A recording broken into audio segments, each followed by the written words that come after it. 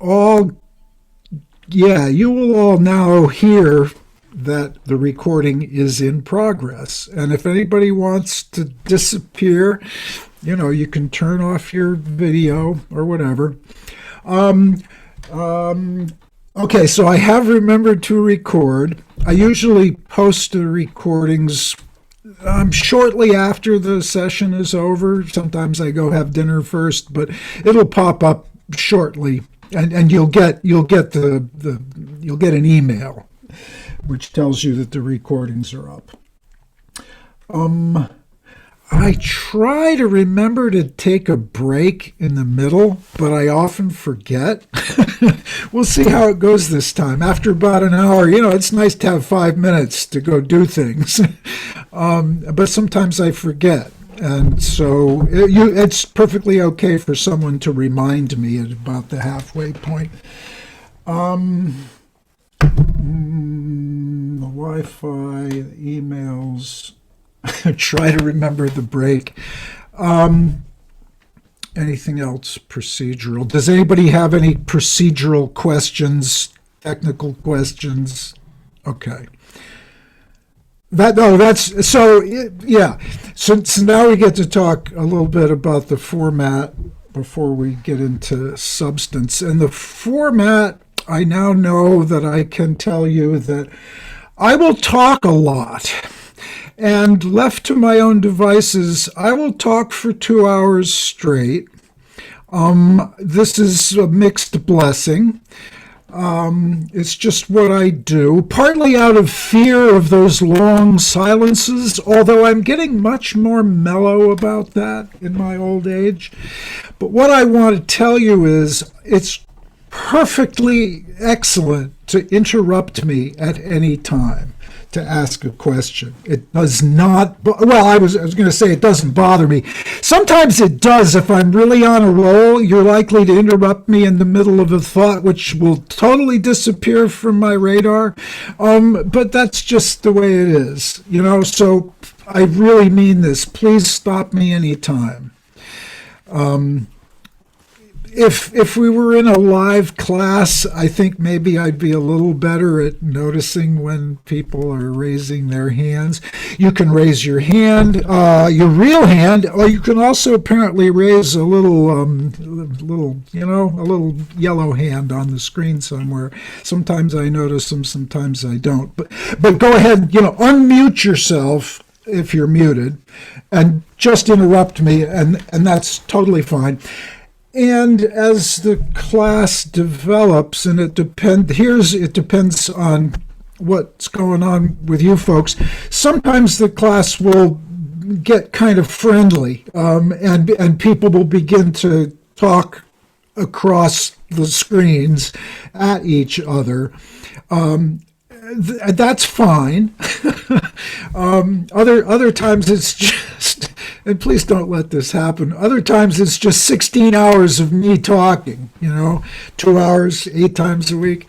So stop me at any time and we can address, probably not answer questions. So the point is that it's to be kind of relaxed, and that's the way it should be. Another thing to mention is that I have not, I hope, unless I screwed up, which I often do, I have not sent a bulk email yet in which all of the emails are visible to everyone, because some people really appreciate their privacy, and unless I do it by mistake, I will hide your emails by blind copying all my messages. On the other hand, one thing that can happen is here's a group of people with lots of the same interests, and you folks may want to communicate with each other. And there are ways to do that, which I should formalize. I tried to use a Google Classroom once, and no one ever used it. I know there are breakout rooms in Zoom. I don't know how they work, but at worst, we will do the following as long as I remember it. At the end of every session, I'll just disappear and leave all of you to talk or not. In that way you can share your emails with each other. You can make lasting friendships, which has happened. But you see my point. And I will try to remember to just disappear at the end. I'm pretty good at that. And so what will happen is then I just come up here a couple hours later, and if there's still people talking, I let the meeting continue. But if you've all disappeared, then I turn it off and mail out the recording.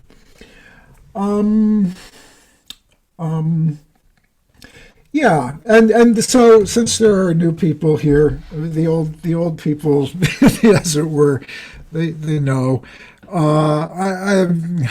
My style and format of presentation and my individual idiosyncrasies are not necessarily for everyone.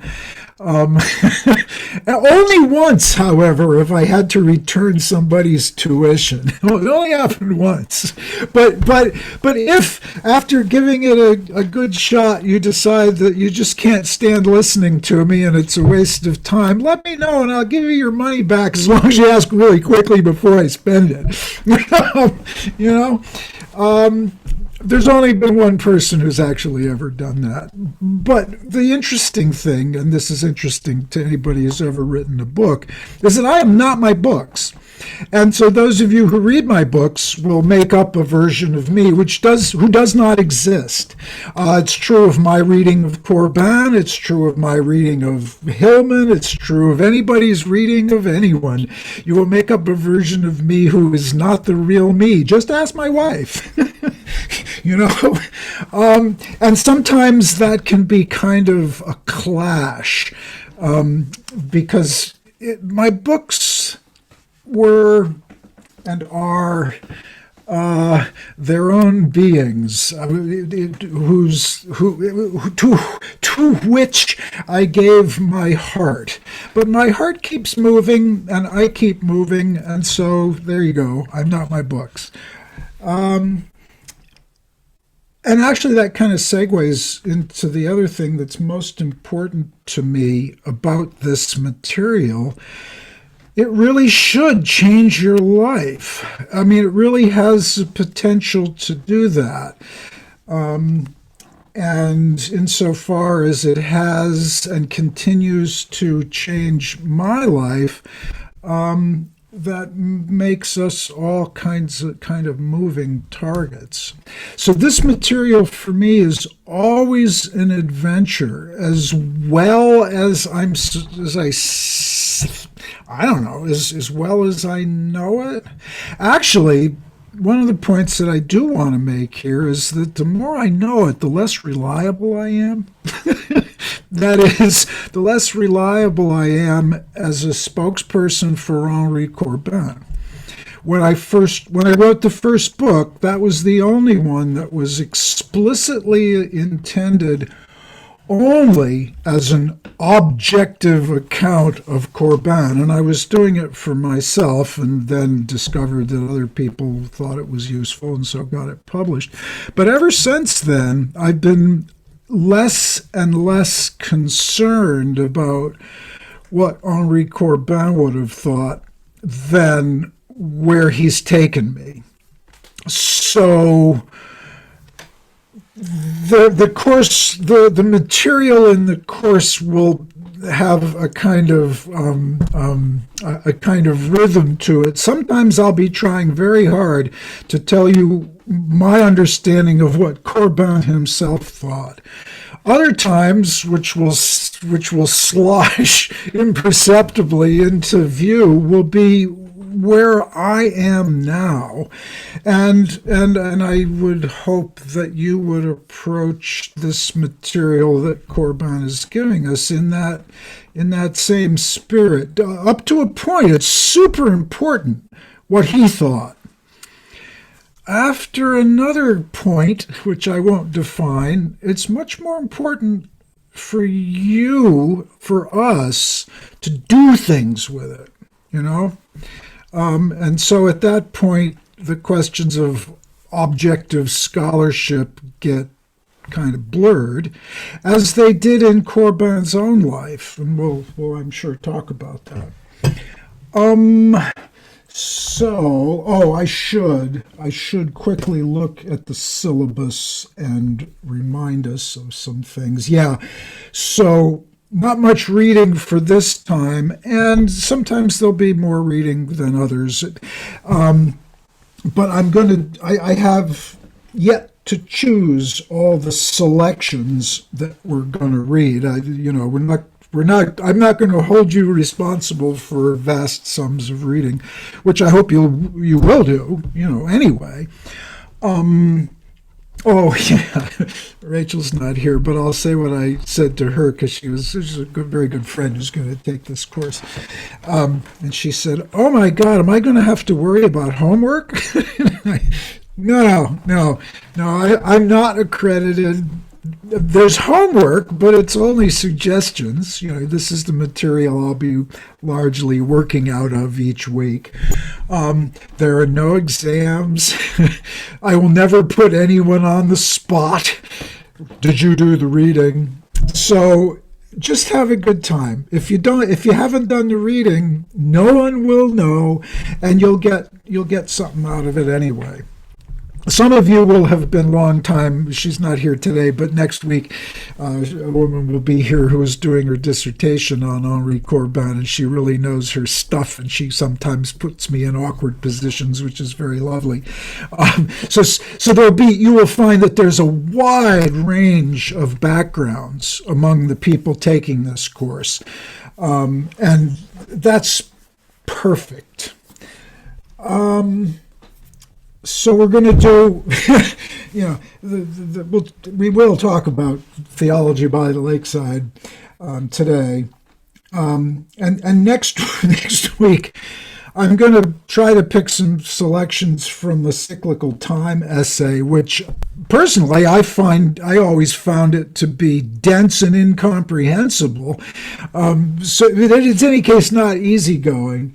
The Avicenna book. If you've read Corbin, he's generally not that easy to read for a variety of reasons, which we'll talk about.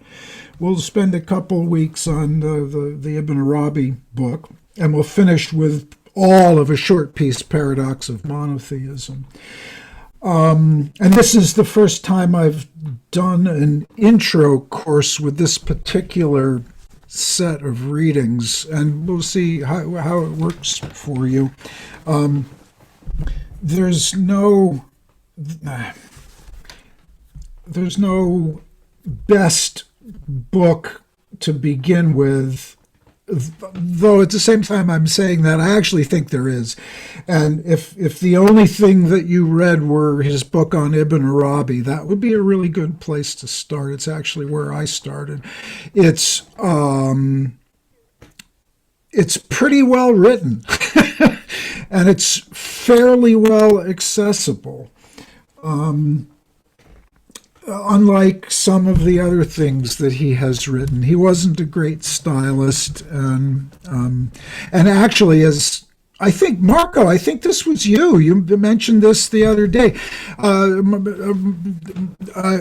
That Corbin's 4-volume on Islam Iranian has lots of material in it that's quite easy. In Corbin's terms, it's well written, it's well organized.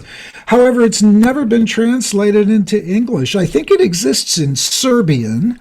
I'm pretty sure it exists in Farsi, and of course it was written in French. But it's never been translated into English because it's huge, and not that many people would read it, and so not that many publishers and academic institutions, have been willing to do that. Anyway, that's neither here nor there. So let's just do it. The it being, we're going to look at a slideshow, and given that most people here, I think, haven't seen it before. It'll work out okay. And I always say something different about it anyway. Let's see, share screen. Let me pause. Does anyone have any comments or questions at this point about anything? Okay. So now there's a million ways to talk about Corbin. But I finally decided that because of the things I put in this bio slideshow, it's probably just fine to do it. Let's see. I need to share my screen. Well, that's awkward. Wait a minute. Here we go. So that I can show you. And I got to move this thing so that I can show you this. There we go. And I think I'm going to see if I can make everyone disappear off the screen. Okay. If something strange happens along the way here, and you lose the image, just unmute yourselves and let me know, because I can't see your faces now, which is a mixed blessing. So unless I hear otherwise, I'll assume you're all there. And please do stop me if something needs clarification. So really, I want to do two things kind of simultaneously here, but I want to give a brief overview of Corbin's life. But also, I want to present some fundamentals of his thought. And actually, before I start that, let me just tell you, and for many of you, it'll probably simply be a reminder, that I came to Corbin's work via James Hillman. So I was 1990. I was 38 years old when I discovered James Hillman's work. If you don't know him, you might be interested. He was a kind of renegade Jungian psychologist. And he knew Corbin personally at the Eranos conferences. We'll briefly talk about that. But I had never heard of Henry Corbin, and I'd actually never heard of James Hillman until 1990. And I just picked up a book that Hillman had written, which was sitting on a shelf in a bookstore. And I was immediately enthralled with Hillman. And I read Hillman for a couple of years at least before I encountered his essay, The Thought of the Heart, a quote from which we will talk about in a few minutes, in which he mentions his great love for and enthusiasm for Henry Corbin. And I thought, if Hillman thinks this guy is really great, then I should know something about him. And now, 30 years later, here I am. There was something in Corbin, and I'm still not sure what it was, that really was necessary for me to go through. So here he is. And here he is at the age of 6 with his aunt, because his mother died shortly after he was born, and he was raised by his aunt and uncle. So this is the 6-year-old Henri, which is kind of astonishing. As far as I've been able to tell, this was not that unusual. This style of dress and refinement was not that unusual for young males at the turn of the century in Paris, though one does wonder if maybe they took it a little farther. This is Henri as a young man. And I got to do this quickly. There's a brief biography in my first book. I just want to flag a couple of things. He was raised he was educated in the Catholic tradition. There's no really good biography of Corbin. I mean, there just isn't, which is really too bad. So there's this interesting tension between French Protestantism and French Catholicism that his life kind of spans. But he studied under Etienne Gilson and others at the Sorbonne. And one of the things that Gilson was most interested in at the time as a Thomist was the interaction between Islamic thought and medieval Christian thought. So that's one of the places that Corbin got that connection made clear for him between Islam and Christianity.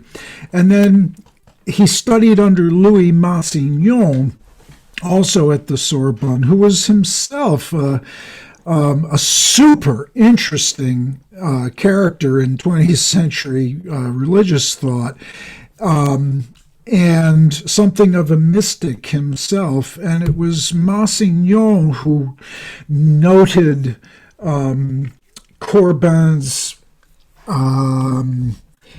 propensities and his brilliance, and brought him a copy, a mimeographed copy of the medieval Persian mystic Shuravardi, and handed it to Corbin and said, "I think there is something here in this book for you." Obviously, it's written in medieval Persian and Arabic, so obviously Corbin's got to become familiar with that in order to make his way in the path that his life laid out for him. And another thing which will only be of interest to those of you, well, I shouldn't say such a silly thing. It will be of interest to those of you with an interest in Western philosophy.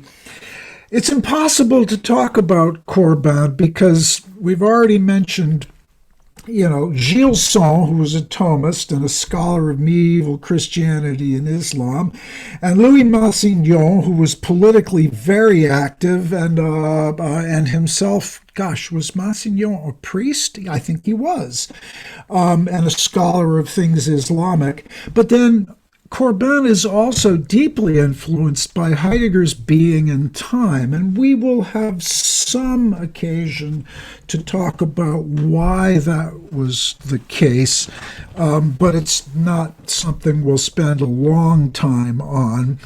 But for people such as myself, 30 years ago, it came as a great shock to find out that Corbin was a fan of Heidegger's Being and Time. It's very odd. It's an odd juxtaposition that someone that was a scholar of things Islamic and Persian and medieval would at the same time find that Heidegger's work was extremely important.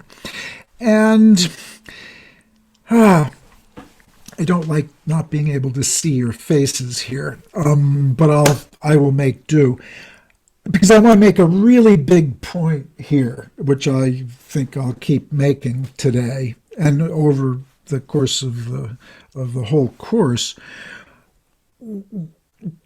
So Corbin's born in 1903, dies in 78. So in his early years, in the teens and 20s and 30s, in Western Europe, was a time of extraordinary creativity, chaos, destruction.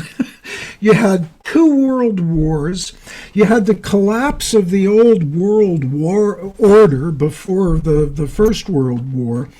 But then in the sciences and in the arts and humanities, it was also a time of chaos and transition. Just in physics, you've got Einstein and quantum mechanics And if you know anything about those, then you will know that this just turned the whole world of science on its head and showed that they didn't have a clue what was going on, you know. And in that context, you have Heidegger and in philosophy, and one of the things that Heidegger was doing was attempting to get a vision of human life which was not reducible to scientific concepts. But I would argue more than that. He was trying to undo what he called the history of metaphysics in the West. But let's make that a little more concrete by juxtaposing, say, Heidegger with, I don't know, the Impressionists, or the painters, I mean, or the Dadaists during and after World War I, or Picasso, or, to push things out further for reasons which may become clear in a week or two, the poet Charles Olson. Or think of Pound might do. The point I want to make is that lots of people, for lots of different reasons in Western Europe, were thinking, hey, this has gone off the rails.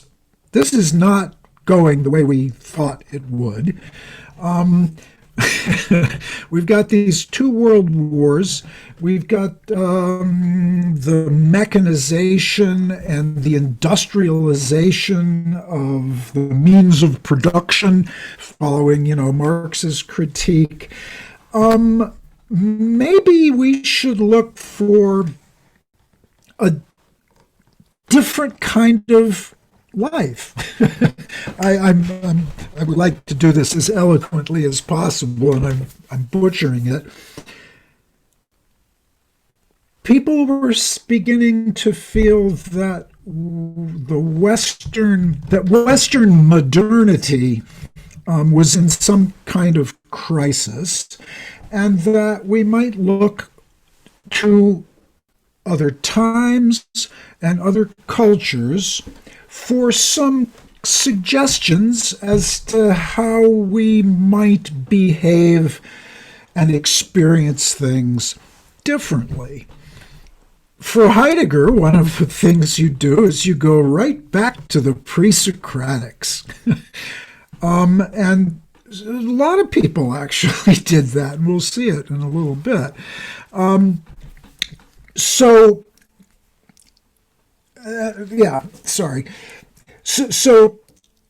given that framing, what Corbin was doing was, as he says here, going to Iran, because Iran is a world where the history of being is something entirely other than that imposed by the transition from Greek to Latin. See, and those are Corbin's words. So Heidegger wants to undo the tradition of metaphysics because he's a philosopher and that's how he talks. But what that means in practice is you must change your life. You see? And Corbin doesn't go back. Oh dear, there's Siri. Stop it. No. Sorry. Corbin doesn't, he does go to the pre-Socratics, but he goes to medieval Persia, a world where this would be a Heideggerian way of saying it, a world where the history of being is other than that imposed by the transition from Greek to Latin. You see how what Corbin is suggesting there, that this just one little branch of human experience, human cognition, human history, is what happened in Western Europe, organized, constrained, and limited by the kinds of thought and experience that were imposed by the transition from Greek to Latin and Latin to German, etc., etc. And he says, no, let's go back, let's go to Persia and see what an alternate history, and here the point is history of human being and experience, other ways of knowing, acting, and experiencing reality. But then he says, I'm not going to Mars. I'm going to ancient Persia because that history has its roots in both the primordial monotheism of Abraham and in the philosophy of ancient Greece. So you see what Corbin is doing, and here's a general point. His overarching project is theological and religious in the deepest possible sense. That is to say, it is of ultimate significance for what it means to be human. Okay, his overall project is to show the underlying unity of the monotheisms of Abraham, that is to say, Judaism, Christianity, and Islam. Now, I think it's perfectly legitimate to expand the range of his thinking well beyond that, but as a finite human being, he stuck with that. And one of the reasons that he was moved to take that synoptic approach to the three great religions, great monotheisms, is because of Shuravarti. Shuravarti, as a medieval Persian, was and an Islamic mystic, was looking around and thinking, well, God says in the Quran that to every people we have given a prophet. And the people who were of most interest in the past to Shuravarti were the ancient Persians, whose religion was Zoroastrianism. So Shuravarti set about, among other things, trying to show that ancient Zoroastrian religion was compatible with Islam, and he wanted to show the ways in which those traditions could be seen to overlap, and that Islam would be a completion and a culmination of Zoroastrianism. All right. And Corbin thought, well, that's cool. That's neat. I could do that. I could do that with the three monotheistic religions. And as we'll see in the readings for next week, it's really kind of remarkable the degree to which Corbin's interest in and reference to Zoroastrianism continues throughout his life until almost the last things that he wrote. So it's useful to remember that for Corbin, this overarching unity of the monotheisms begins with Zoroastrianism through Judaism, Christianity, and Islam. And his job, his project, is to show that these religions, for all of their historical conflicts, really share some deep commonalities. And let's finish with this quote here. He says, "For a long period, I have been searching like a young philosopher for the key to this, this world, the mundus imaginalis, as a real world, which is neither the sensible world nor the world of abstract concepts.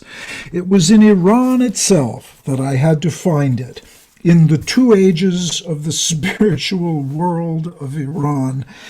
Okay, so what's going on here, and we'll keep running through this material over and over and over again, is for Corbin, as for Jung and many of the others at the Eranos conferences, where Corbin was a major figure for decades, the imagination, in some sense, a variety of senses, mirroring the variety of people at Eranos, the imagination is one way to frame this attempt to broaden our horizons, as it were, outside of European rationalism and European,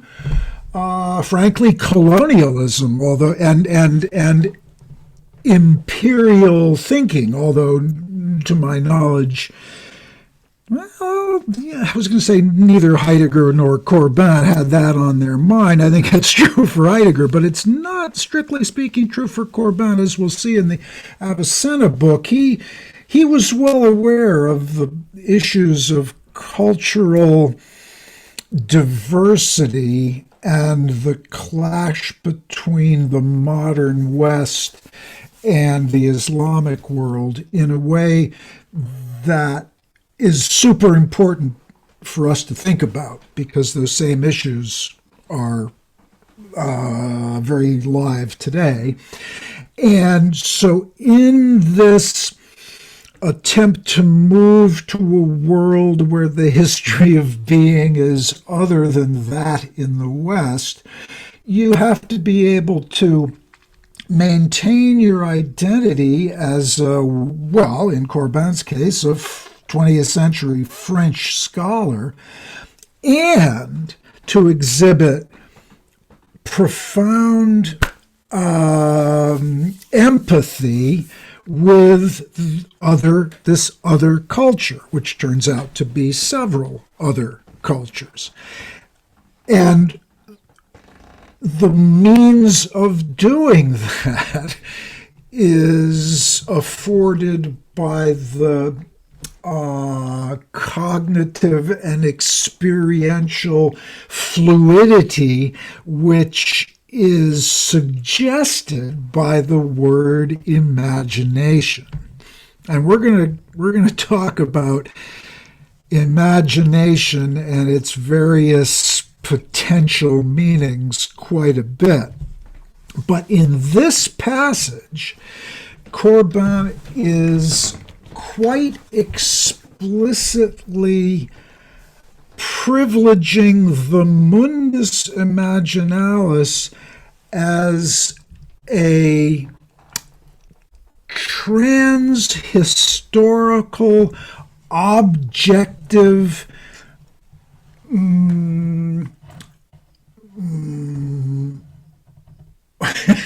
it's hard to get the right words, as a trans-historical, trans-cultural, objective reality.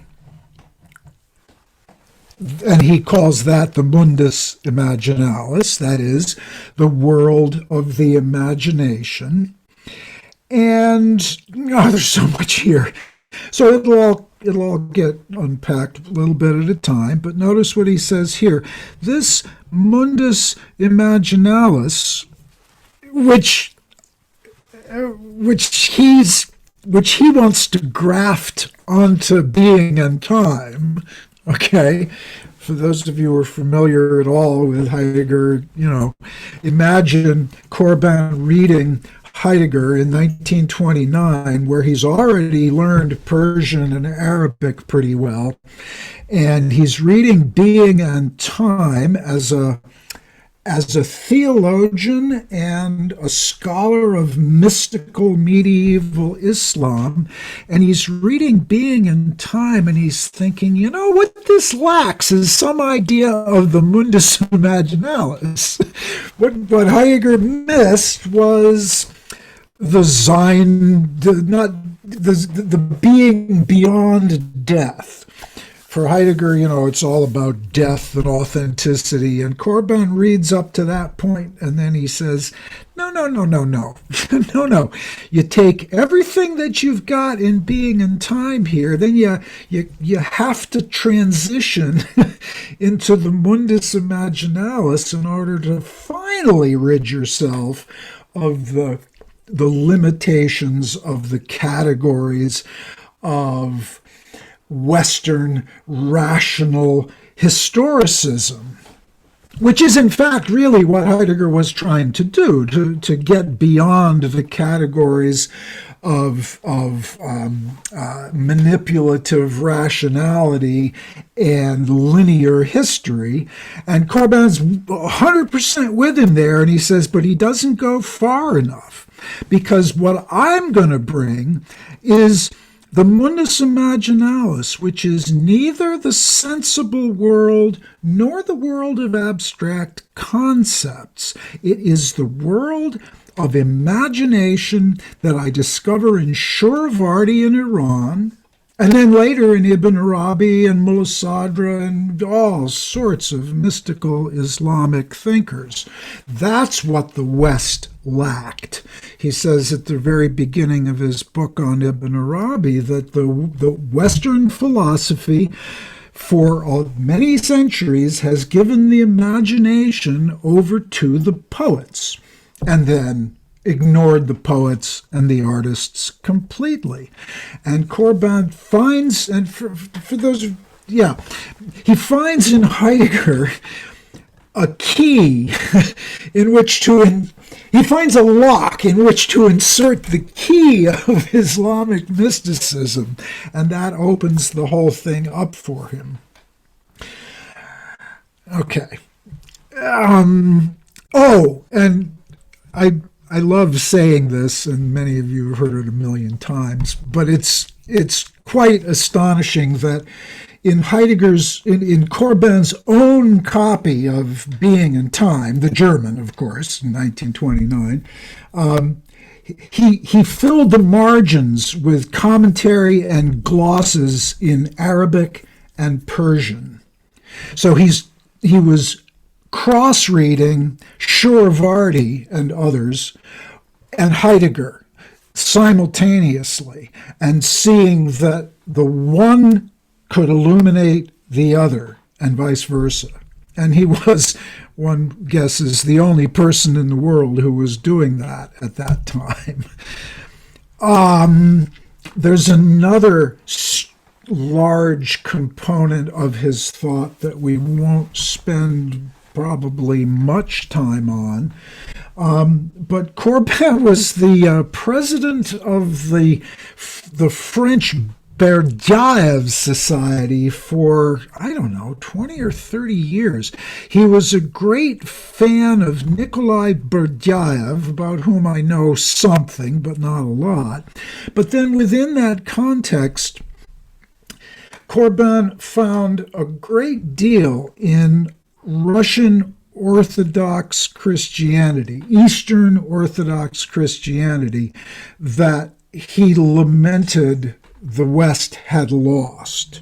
So this is material that was brought to light by Hadi Fakhoury, who was then at McGill and is now associated with Harvard, who's a great scholar, young scholar of Corbin, and he's written he did his master's thesis on the relation of Corbin and Russian religious thought. So that's really important for Corbin, for understanding Corbin's approach, because he is a theologian and a religious thinker primarily. And sort of secondarily, he's a philosopher, but he's a philosopher in that medieval sense. He's a philosopher in the pre-modern, the pre-Enlightenment sense, before philosophy and theology were driven apart. So Corbin is a thinker who to understand him, you really have to start to jettison many of the categories that have characterized Western thought began to characterize Western thought since the Renaissance, and that's a good thing, as you'll see. And here's this is 32, so he's already given up studying Sanskrit because he just decided he's not gonna pursue Buddhism and the Indian religions. He's going to pursue the Abrahamic religions. So he's now focusing on Persian and Arabic. But he loves knowing everybody, and he goes to Sweden to meet a couple of philologists. And he's young. He's 29 years old when he writes Theology by the Lakeside. And I want to just take a minute. You've got two versions of this. The short version, which is this, and the longer version, and you will, if you read them both, and you have, let's see, you've got them both in English. If anybody wants the long version in French, I can include that. It's my translation, and it's a little free here and there. But the reason I use the short one is because the long one is so obviously Christian that it tends to put people off a little bit. And because, how do you put this?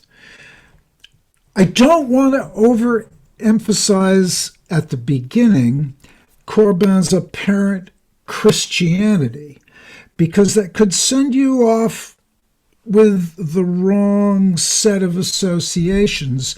He is a Christian, but he's a very strange Christian. He is a post-Islamic, mystical, ecumenical Christian. And therefore, at least in my sensibility, too many references, too many explicitly Christian references send me down a pathway that is not the one that Corbin took, which is why I prefer this short version of the translation. So here he is, he's 29, he's just a kid, he's still at the Sorbonne, and he's having what amounts to a mystical vision. And I'm going to read it and comment a little bit. It'll soon be dusk, the clouds are still clear. Everything is green, with a green richer than pulling all the organ stops in recital. It must be heard seated, very close to the earth, arms crossed, eyes closed, pretending to sleep. That's pretty intense. There's a lot right there. One thing I have not mentioned, which is really important, is Corbin is a musician. He's a keyboardist. He plays the organ. I don't know, because I can't find anyone who did know, how much he played in later years. But he was an accomplished organist, and he loved music, and musical metaphors are super important in his cosmology. It's not, I think, any kind of overstatement to say that his theological cosmology is a musical cosmology. The structures and sensibilities that are implicit in a musical understanding of reality are really important for Corbin. And listen to this sentence: everything is green with a green richer than pulling all the organ stops in recital. That's not just musical, but it's synesthetic. So one of the things that I'm trying to get across here is that in order to move into Corbin's cosmos, you've got to let all of your categories get a little fuzzy. Because remember, we're gonna with Heidegger, you want to go back to the pre-Socratics. With Corbin, you want to go back to Zoroastrian angelology, as we'll see. So the way to say that is you want to get out of modern Western Europe and into another way of experiencing the world. That's not quite the way what I mean to say. He's not offering one other way. He's offering a bigger world in which you yourself will be responsible for moving around. Corbin never gives us rules or directions. He never makes definitive statements about the nature of reality that could then be codified into a book. Just the opposite. He's brightening things into transparency. And so here's a kind of music which anybody in the 60s would have understood. Oh my God, that green is like pulling all the organ stops in recital. I mean, and then, and this is super important, I think, for understanding Corbin, this music, this green music, has to be heard seated quietly, very close to the earth, pretending to sleep. Because if you don't embody humility, you're going to have trouble getting to this place. Because he says it is not necessary to strut about like a conqueror, and this is it's probably a bit much to say that he was implicitly a critique of colonialism, because, well, he wasn't. But that's what he's saying here. It isn't necessary to strut about like a conqueror, like the Westerners do, and give names to things. And here's, yeah, this is good. Here's the moment where it can become clear to us how far he's willing to go from the world of Western rationality.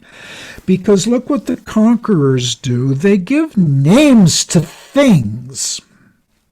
Because the world is full of things which we think about and order and use because we are in control. And they are things, and we are persons. And Corbin says, you've screwed up right from the beginning, because the world of the imagination, the real world, doesn't divide up into one category of things and another category of persons. And this is a little bit of an overstatement, but Corbin would not be too unhappy to hear me say that it's persons all the way down and all the way up. Listen to these pines and the lake and the birds. He says, Don't give any of them names, because if you shut up long enough, these things will tell you who they are, as long as you're intimate and yielding like a lover. Okay? And then the angel comes in. The angel's in green, the green of silence and in truth. And then all the sweetness that is present in the surrender to an embrace triumphs over you. This is what he calls elsewhere, or it's allied to what he calls elsewhere, mystical poverty. Your autonomy is a fiction. It is not the case, as Descartes thought, that there are mental things inside which guarantee my personhood, and then everything outside my inside is a thing. We're giving that up completely. By the way, that's what Heidegger wanted to do too, in a different style. But here, it's a primary animism. This world of Corbin's imagination is animistic all the way down. At each moment where you read in truth, and I'll stop with that verb, to read in truth, and maybe there's some niceties of the French, but that's the word he uses. And that's significant too, as we'll see later on, because what's he reading here? He's reading the clouds and the pines and the lake and the color green, and then, whoa, the angel. That's what he's reading.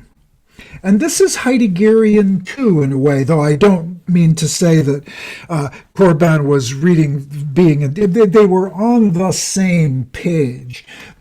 It's not that Corbin got this from Heidegger, but they converged in the idea that hermeneutics, that is, textual interpretation, is one of the best metaphors to use to understand human beings that we have. We'll leave Heidegger to the side, but that is something that he says, that hermeneutics in the tradition of Western theology had been the science, if you will, the discipline of interpreting sacred scripture. Heidegger wants to de-theologize that and expand hermeneutics into the everyday world, that is, beyond text, into physical reality. And Corbin, following Shurvardi and Ibn Arabi, wants to do the same thing. The Quran tells you that God has not just written the book of the Quran, but also has written the book of the cosmos, the earth. And so in Corbin's reality, it's not any kind of, it's not strange at all to say, at each moment where you read in truth as now what is there before you, because hearing the angel and the earth and woman, that's all a kind of reading in a sense which is not that different from a wolf tracking a rabbit, or a hunter tracking the wolf. You read things in the world in a way which is not that different from the way you read a text. So let me just finish this. And then he says, you are the poor one. He's God. You can't know God, you can't know the angel, you can't know the earth, you can't know woman. See, if you knew them, then you'd be giving them names. But no, what you have to recognize is that here you are, saying nothing, listening carefully, pretending to sleep in the sense of being as humble as possible and letting yourself be encountered, taken, and known that they may speak. Otherwise, you're alone. God, I just had this incredible connection. There's a phrase, almost the same phrase that, and I may as well say this now, in his book on Ibn Arabi, this Corbin's amazing. In his book on Ibn Arabi, one of the pivotal discussions is the nature of the relationship between, and I'll try not to apologize for his sexism because it's too hard to do it on the fly. And he was a creature of the, first part of the 20th century. So he says that the relationship between the vassal and his lord is a reciprocal relationship. We'll talk about this in some detail, but it's the pivotal moment in his book on Ibn Arabi where he says, look, what's going on here is that prayer is the supreme form of creative imagination. And here comes the mundus imaginalis again. So we are imagining while we are praying, and if we're really intent, then we are creating. That's what creative imagination does. We are co-creating, because you never do it alone. We are co-creating with our Lord our experience of our Lord.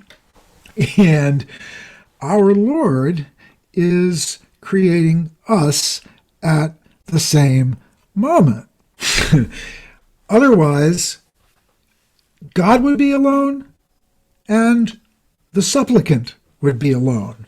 This is a bit much for right now, but what strikes me is he says in that moment, okay, which I take to be the archetype of all interpersonal relations for Corbin, the moment of prayer.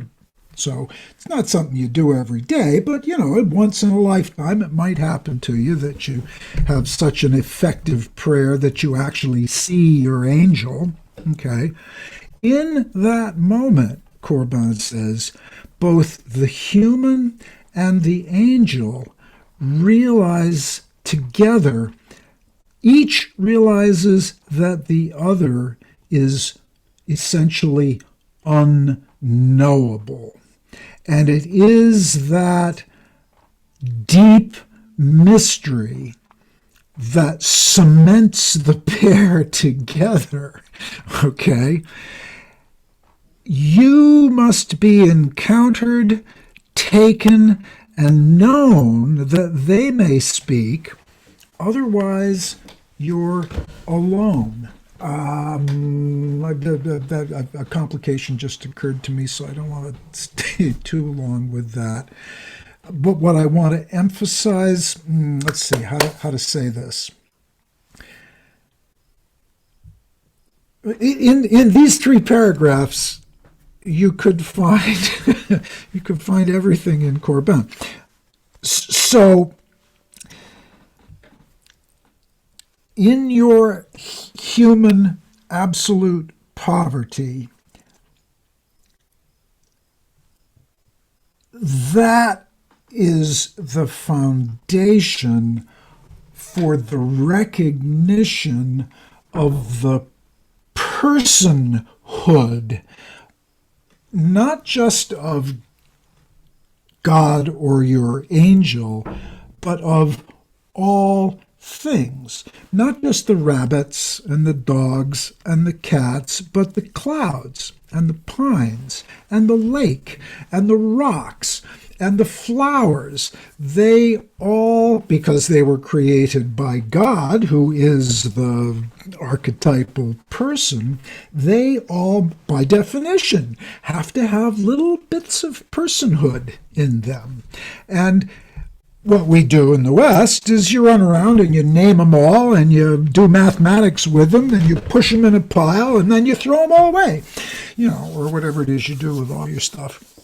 And Corbin is saying, no, not doing that. We're going to do this other thing, which is entirely different and which entirely rejects all of that, what Heidegger would have called Western metaphysics.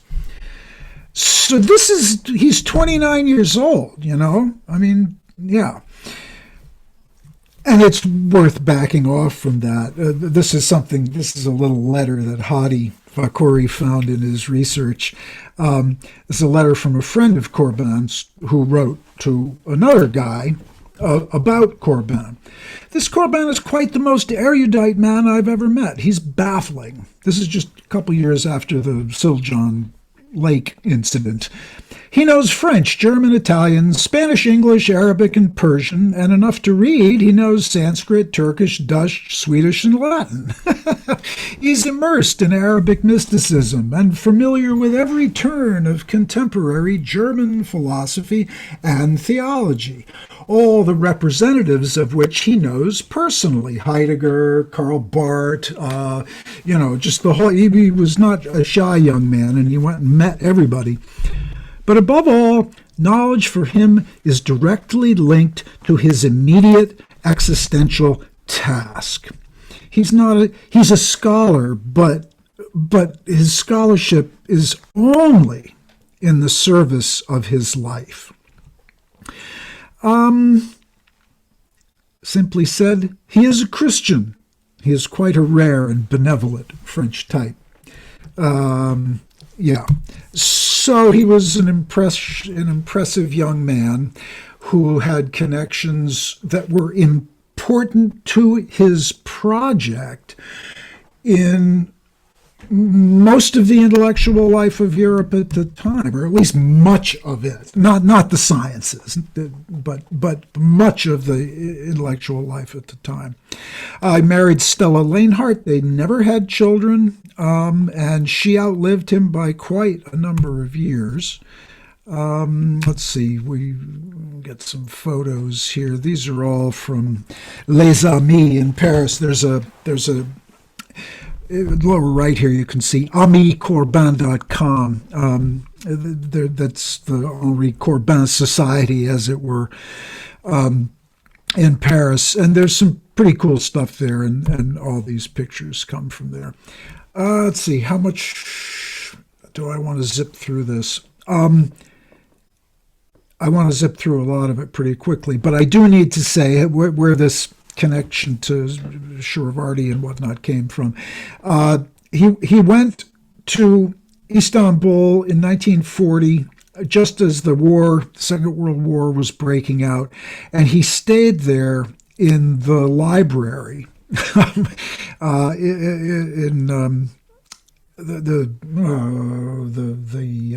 forget the name. Anyway. For the duration of World War II, he and Stella were in Istanbul, and he was collecting, translating, and reading Persian mysticism. And that's, bar none, my favorite photo of Corbin. It is undated, but it's got to be in the 40s, of him playing the organ. I like to think he's playing ragtime, but I know that he isn't. Let's see, what else have we got? So after the war, they went to Tehran on a visit because he had made connections there. And he maintained his connections in Tehran to the end of his life. He taught at the University of Tehran and came back to Paris in 1946. In 49, just a few years after the war, he replaced Louis Massignon at the Aranos conferences, which were on the shores of Lago Maggiore in Ascona, just on the Italian border in Switzerland. And they were established by Helga Freubacher-Kaptein, but Jung, the psychologist, was the reigning figure there for decades. And Corbin was invited to replace Massignon, who refused to shut up about politics, because one of the rules of the Aranos conferences is that we don't talk about politics, and Massignon refused to abide by the rule and was I hope nicely pushed aside in favor of Corbin, who also took his Massignon position at the Sorbonne. So I don't think there was any. I don't think there were any problems with that. Corbin and Stella. Corbin's office. Corbin is a very old man at the Aranos round table. And it was, we can talk a lot about Aranos, but he was a younger colleague of Jung, and there's very interesting stories about their relationships, which we may get into. Denise de Rougemont and Stella and Henry Corbin. Robert Bosnack, who was a young man at the time, and Gershom Scholem, who was at Aranos for quite a few years, and a friend and colleague of Corbin. And one of my other favorite pictures of Henri. And we don't need that. That's Adolphe Portman. And here's James Hillman, Gilbert Durand, and sadly his works have not been translated into English, and Corbin in 1966. What do I want? I want this. This is the paragraph that brought me from Hillman to Corbin, and I think it's worth reading out loud. So just to recall, for those of you who may not know Hillman, he's a champion of the imagination in the tradition of Jung, though he departs in many ways from Jung's psychology. But I was totally enamored of Hillman's work as being just the coolest thing I had ever seen. And after a couple of years of reading Hillman, I read this, which is the first or second paragraph in his essay, The Thought of the Heart. And he says, "You who have been privileged at some time during his long life to have attended a lecture by Henry Corbin have been present at a manifestation of the thought of the heart. You have been witness to its creative imagination, its theophanic power of bringing the divine face into visibility." God, what a thing to write about someone. "You will also know in your hearts that the communication of the thought of the heart proceeds in that fashion of which he was a master, as a recite, a recital." You see, it's a musical term. "An account of the imaginal life as a journey among imaginal essences, an account of the essential. In him, imagination was utterly presence. One was in the presence of imagination itself, that imagination in which and by which the spirit moves from the heart towards all origination." That's that's fairly intense. At which point I said, "Okay, I've got to read about this guy." This is worth reading, because you won't find it anywhere until what Doug Russell publishes, Volume 2.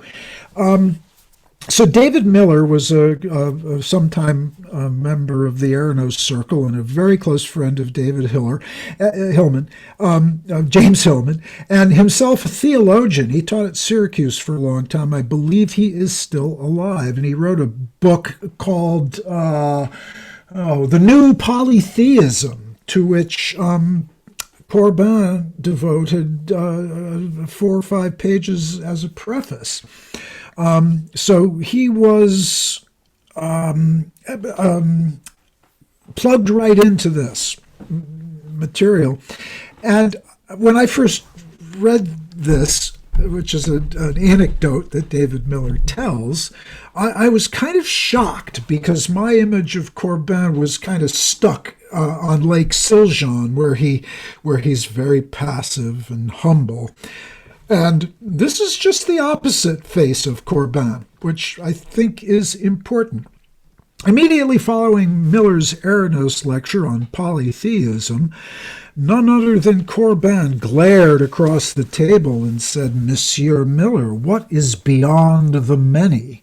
What is the one behind the many?" Miller said he didn't know.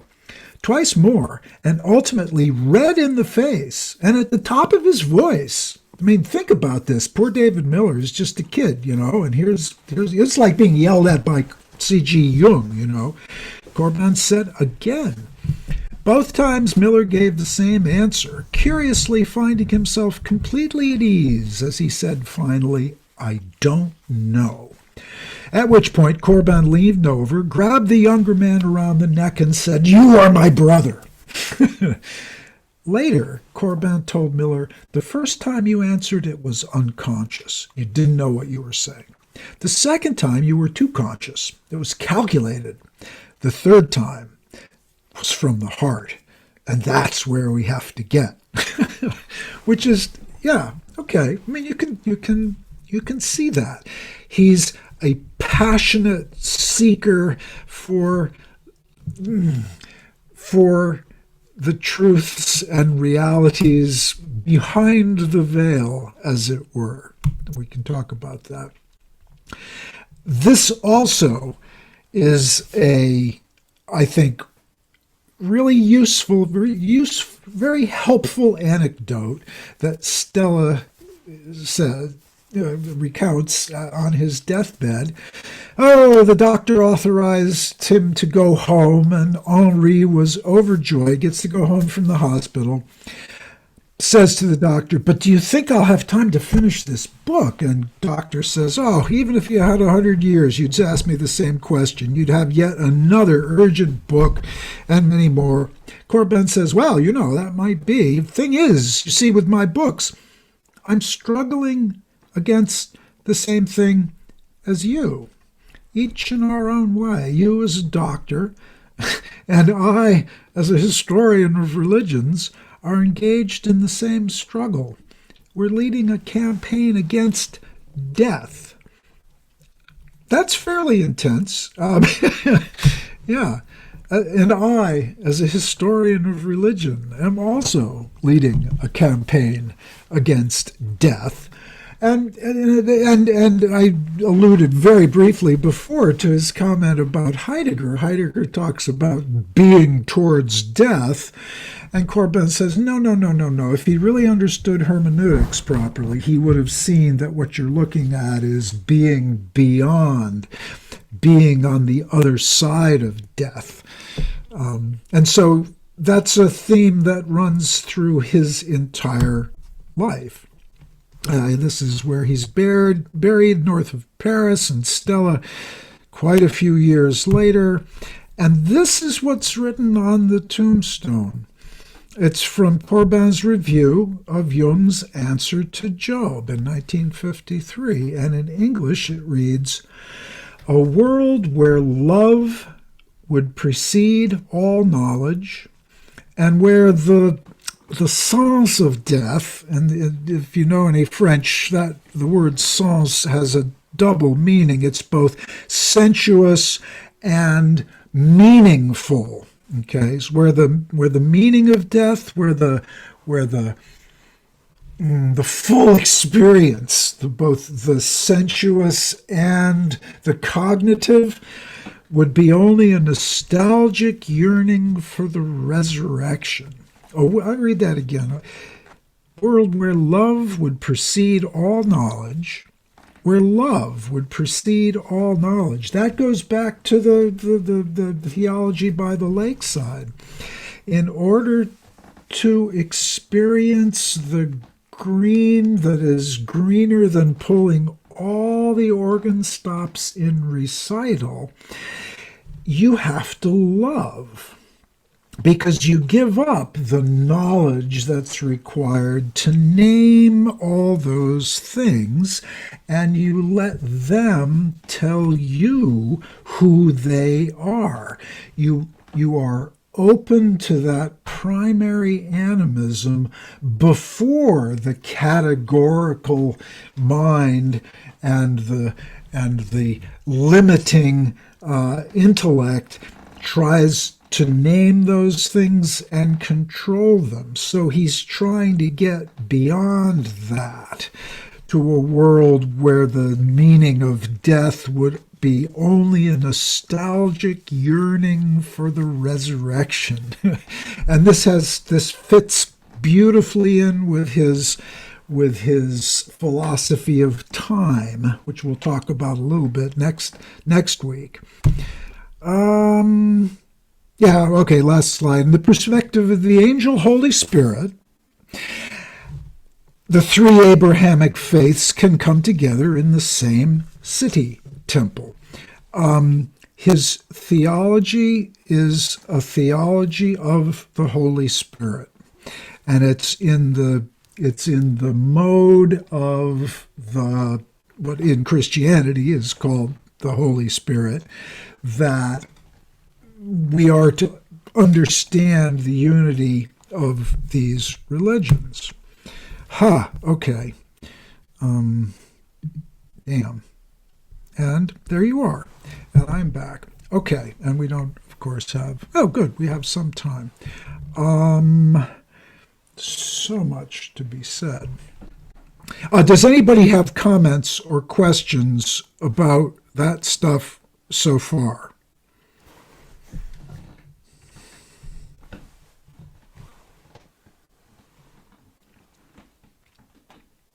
Yeah. Hey, Tom. Hey, this is Jack Williams. I had a question. Hang on, Mark. We'll get there. Yes, go ahead, Jack. Oh, sorry about that. That's good. So I had a question. When he references green, I was reminded of the Verdun one, Kadir, and I was wondering if that was before that time, or is that just trying to connect dots? Or no, you should connect the dots. Oh gosh, what did I hear? The Green Man. No, that was Jung. It is before. No, I shouldn't say that. He may well. So it's 32. He's already had his classes with Massignon. And it's Massignon who translates Keter as the Verdun one. And there are Islamic scholars who say that's a mistranslation. But he knew what he was doing. He knew that was a plausible translation, which Corbin likes and uses elsewhere. And because by 32 he was into Shiravardi and studying, he'd study with Gilles Son, so he knew the importance of green in the Islamic tradition. And, so he's primed for sitting there. Presumably it's in the spring or the summer, whatever month that was. So he's up in Sweden, and by golly, everything is green. How appropriate. So I think that's already floating around in his head. And then you'll see years later when he does... the Man of Light, and he's doing Najimodin Kobra and the Seven Prophets of Your Being. The green just keeps showing up, But what's structurally important is, that's not quite the right word. Over the years, I keep relying on that little, those 3 paragraphs, because, there's nothing in there everything in there gets developed further, by the time he knew what he was he knew what his experiences were. He was having those experiences and finding that kind of experience mirrored in certain Christian mystics, because he knows that tradition super well, but even more so in his view it's always easy to project onto a culture which is not your own, so there's some of that going on for sure, but over the years he became extremely well versed in that tradition. But yeah, you should read into that. Mark, did you have something?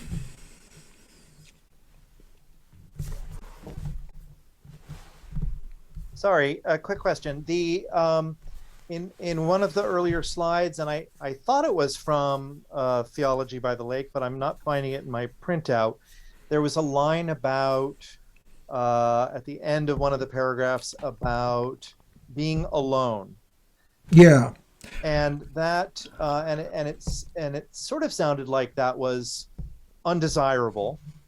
And I was just wondering how that relates to the idea of being alone with the alone. How is that? Yeah. Okay. All right. So this is fraught. It's a super good question. How am I going to approach that? I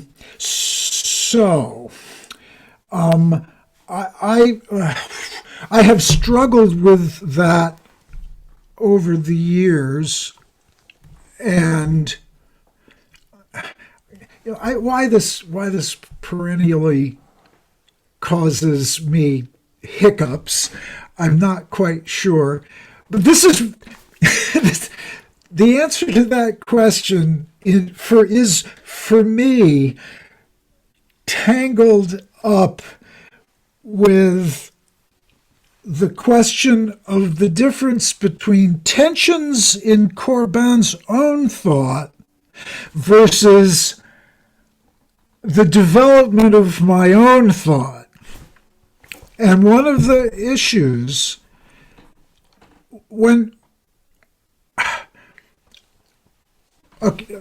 is what's the relationship between the individual and society?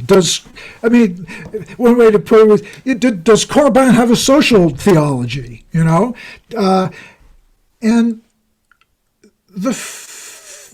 I guess this may not be factually true, but let's pretend that in my early reading of Corbin, I was taking him to be wholly individual, because he focuses on the individual's relationship to God. And he doesn't care about the church at all.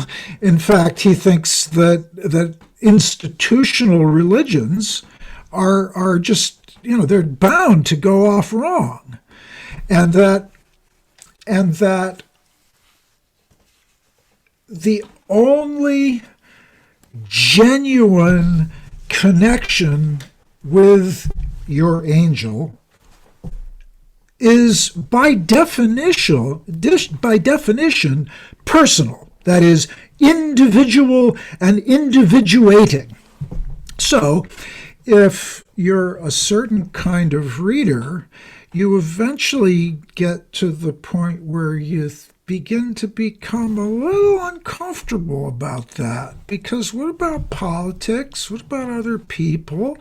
Where does Corbin bring in? He talks about love. Let's see. See if I can overstate this, because this might be how it happened, how the transition happened for me. You can read Corbin as so individual and individuating, and everything is individuated. Everything has to be itself and only itself. And at a certain point, you think, well, that's fucking lonely. I get my God, but that's it. There's a question. And then, so then it began to dawn on me that I needed to interpret Corbin in a better way than that.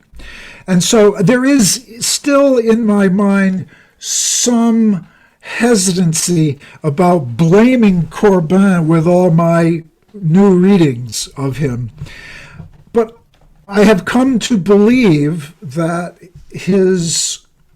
that he's saved from theological solipsism in two ways. And I'm kind of making this up on the fly. And one is that primary animism. And the theology by the lakeside is not the only place where that shows up. It shows up in several that I'm aware of, and one of them is his discussion of Proclus and the prayer of the heliotrope in the book, the Ibn Arabi book, where the plant follows its lord, the sun, and sings a praise to its lord, such as it is within the capacity of a plant to sing. That is a person. That heliotrope is a person. And Corbin loves that passage from Proclus. And if you cross-reference Ficino's translation of the Proclus, the Florentine Renaissance was full of polytheisms of the sort that Hillman and David Miller were talking about. And so there is inherent in Corbin's account I think, a fundamental assumption that the world is peopled at every level. Rocks, because it's quite explicit. It's explicit in Swedenborg, who Corbin also loves. That the minerals become more mineral in heaven and everything becomes more itself. So that almost gets you a theology of society. But then another way to get at it really came home to me not all that long ago when I was actually reading Luce Irigaray against Corbin, which maybe we could talk about sometime. But she's really the French feminist. The hell with that. The French philosopher Luce Irigaray has made a life's work out of discussing the importance of difference, particularly between the genders, though she says in a late interview, there could be as many genders. I don't care how many genders there are. What I'm interested in is the difference between persons. Okay. So I was reading that, and then I thought, well, that's exactly what Corbin says, and I can't put my finger on the precise quote, but I was alluding to it earlier. In that moment of prayerful creative imagination, which is the centerpiece of his book on Ibn Arabi, it's clear that you are being created by the angel, just as you are creating the angel, and and as if Luce Irigaray were in the room, he says, yes, and both God and the person are fundamentally unknowable. And Irigaray says it's that irreducibility which makes the relationship both attractive and repulsive. That any true personal relationship is not going to be, and this starts to contradict the accounts of many mystics. It fits with Corbin. I think it fits with Corbin, and it certainly fits with Hillman. I'm sure it fits with Corbin, okay? Because he's not interested. Okay, don't put it that way. I mean, what do you do about two persons, right? So, solipsism's easy, but what do you do about two people? And if you got, and my presumption is once you got two, then you're okay. Any number. You've philosophically and theologically handled pretty much any number. some strange combination of Ibn Arabi, Corbin, and Luce Irigaray makes the following argument, which I love, that any two persons in intense relationship are attracted by their similarities and repulsed by their differences, and also attracted by the fact that each knows the other is an utter mystery, and that utter mystery is the mystery of the universe. You know, I think that's implicit in everything that Corbin says, although some of his mystics, who are into, merging with the infinite, maybe not so much. So the question was the relationship between individuation and community. And I think there's a tension there, but I think the tension is one that's built into reality. The only way you can individuate is by encountering the mystery of another person. And this also shows up in another anecdote, another little set piece from Corbin, which we'll find next week. The Zoroastrian notion of the angel out ahead. As you will read, if I can find the selection, there's this great Zoroastrian myth that Corbin likes rather a lot. Well, he likes it. I think it's fantastic. In the Zoroastrian, one of the many Zoroastrian angelologies that he tells us about, every being of light, and we'll unpack that sometime, every being of light has its angel.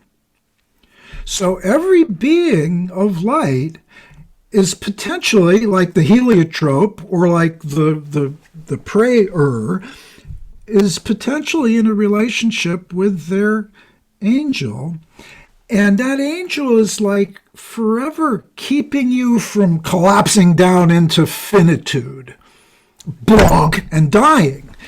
Because it's, you see, this cosmology, the energy of life is in that dyad, or that communal relationship, because it makes, and this is all sorts of philosophers, psychologists, and others have said, it doesn't make much sense to talk about a single person.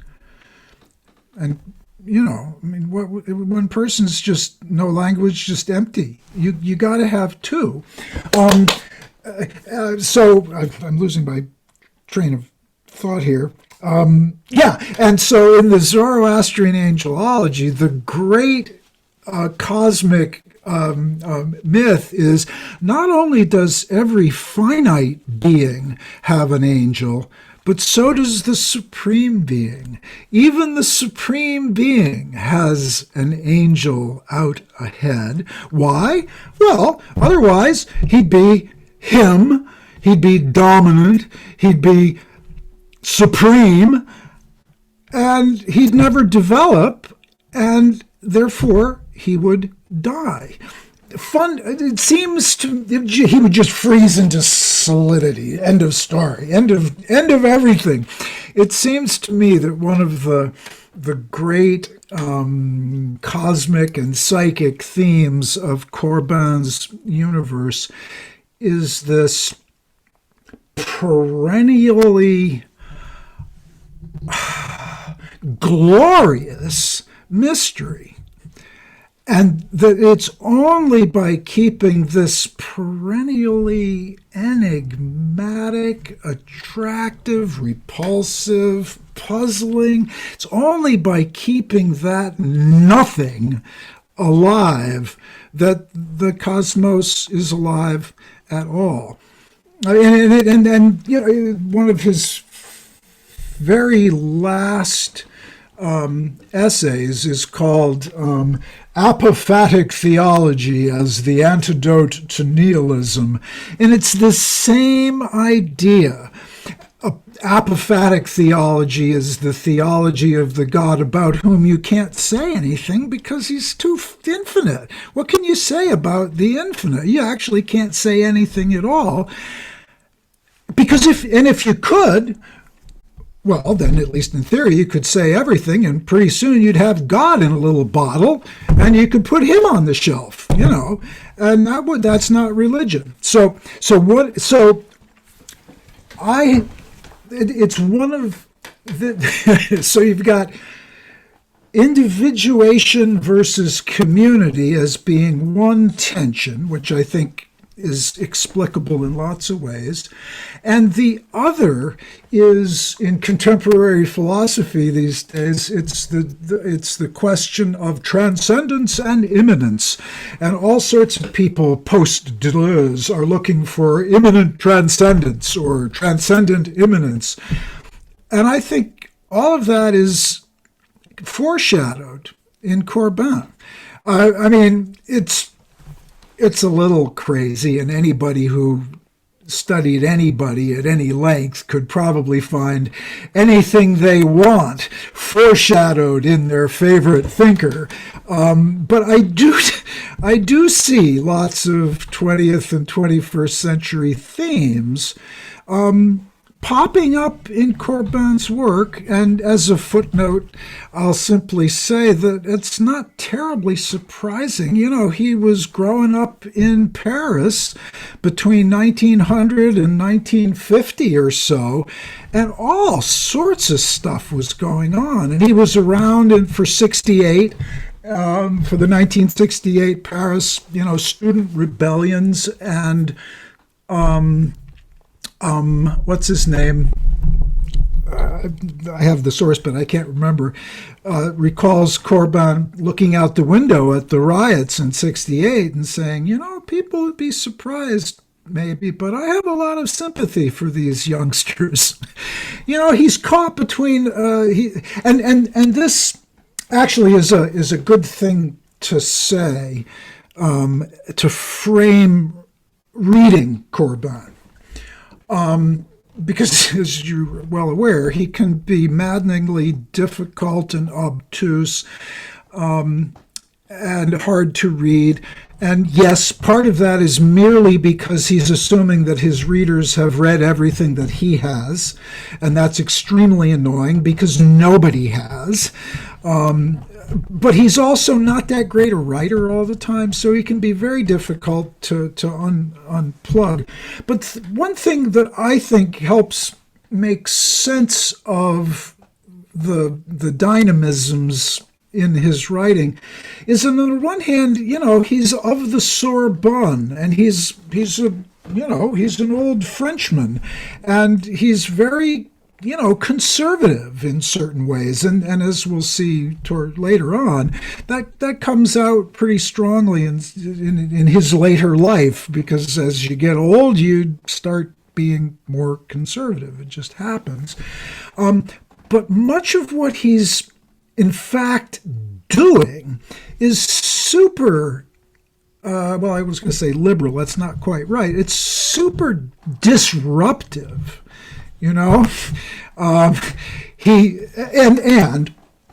So there's always some tensions in his work between the scholarly and the pedantic, and I think the wildly excited and enthusiastic. You can find both of those things on the same page at times. He gets very excited sometimes and doesn't know quite how to handle it. And the other thing to recognize, if you muck about in the literature, is that he got a lot of bad press. He got some bad press over the years from scholars of Islam. And there's a great, William Chittick, in his first book on Ibn Arabi, the name of which I can't remember offhand, in his introduction, he's got a couple of paragraphs about Corbin, which were really useful for me, and so I'll mention them here.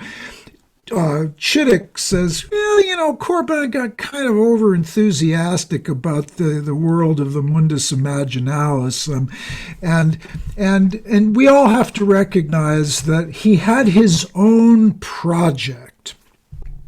And that's a way of recognizing that though he was a scholar and published translation after translation, there's a whole library of things that he was in charge of having translated into the French.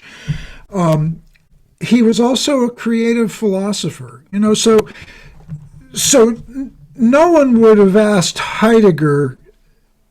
No one who was interested in, say, the pre-Socratics would have asked Heidegger for an objective opinion, because Heidegger's using the pre-Socratics to do what he was doing. And there's quite a bit of that in Corbin. He's got a point of view. He knows what he's looking for.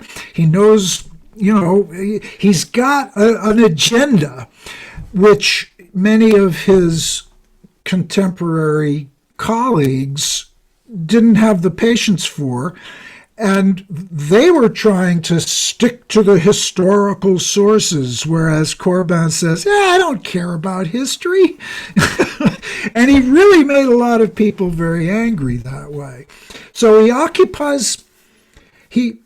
certainly in my life, he occupies an important place. But he, I think, can and should be read as I'm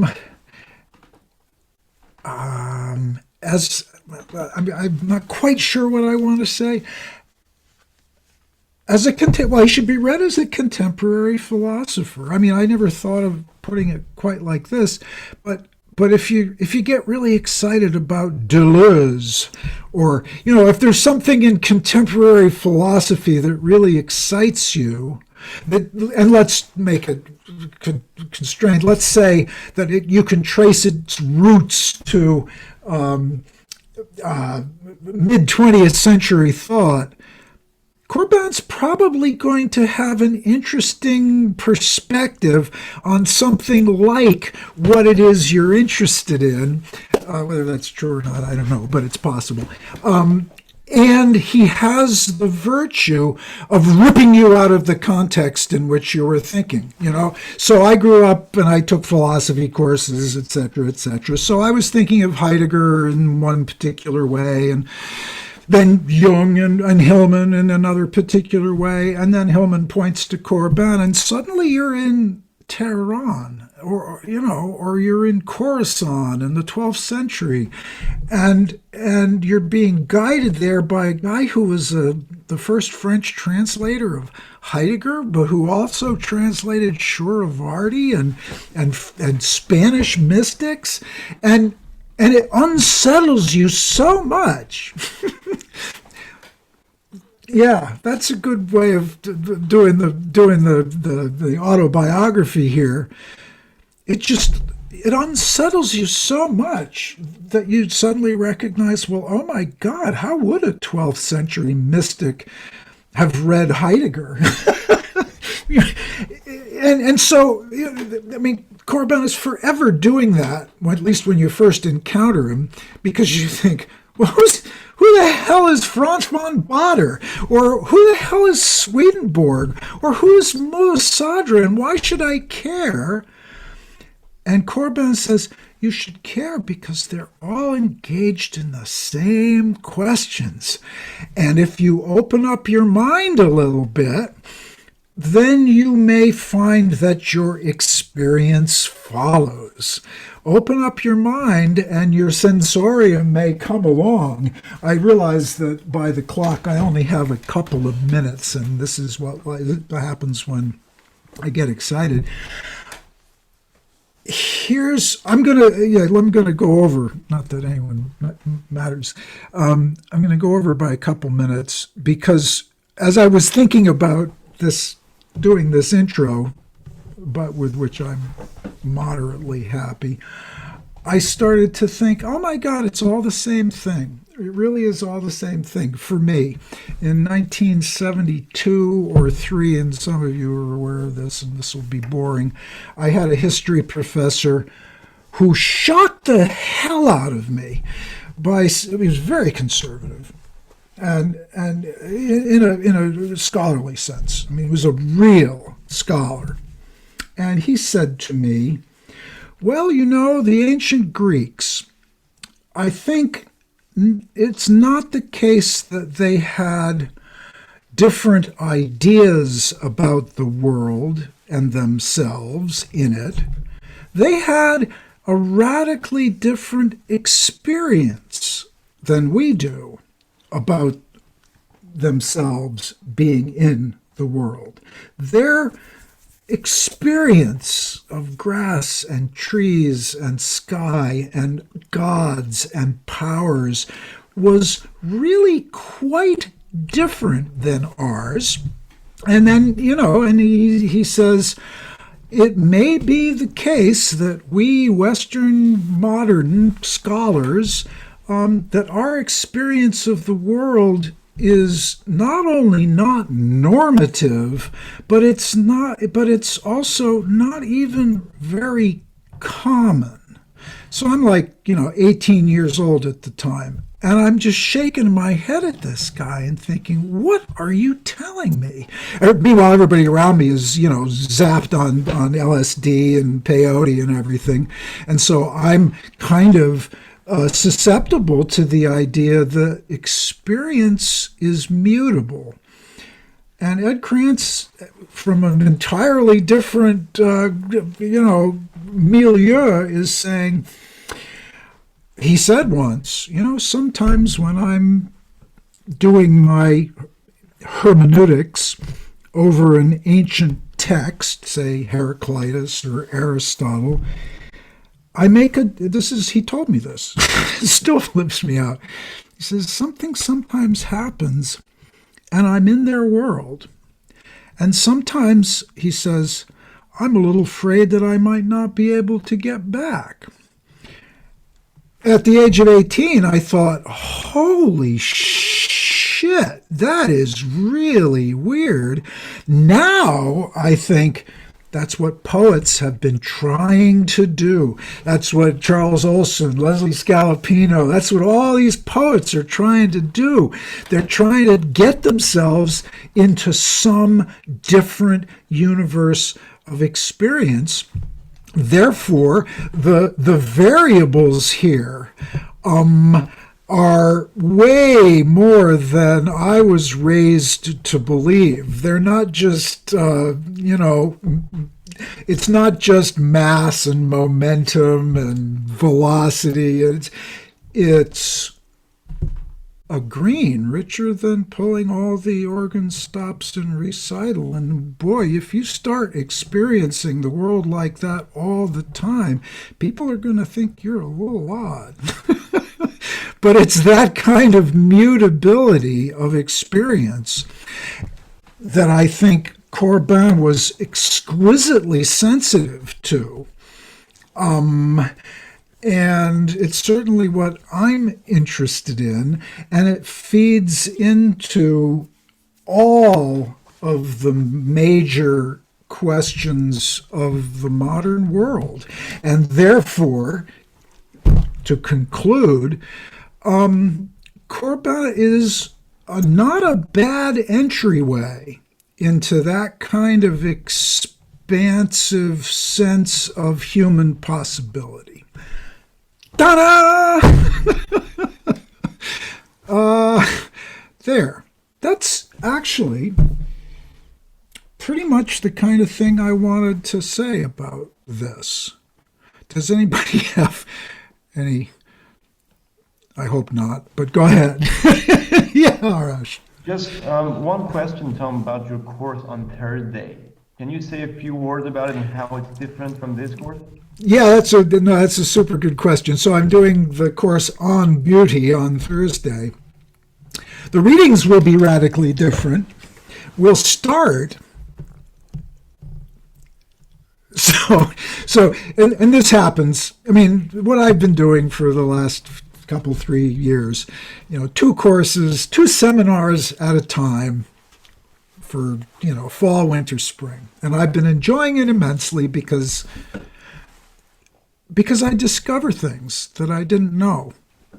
Either I do it like I did today, just talking to myself, or better, you people bring things, But the downside is that my 2 courses are always crossing, because it's just me.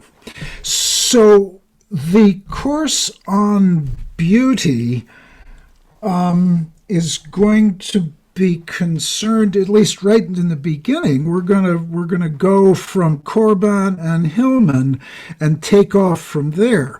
But the theme for this fall, probably for both of these courses, for me, is going to be this mutability of experience, whether you want to think of it as religious and spiritual and mystical, or whether you want to think of it as poetic and literary. And I think that those things go together. And what I'm interested in both courses is effective means of transformation.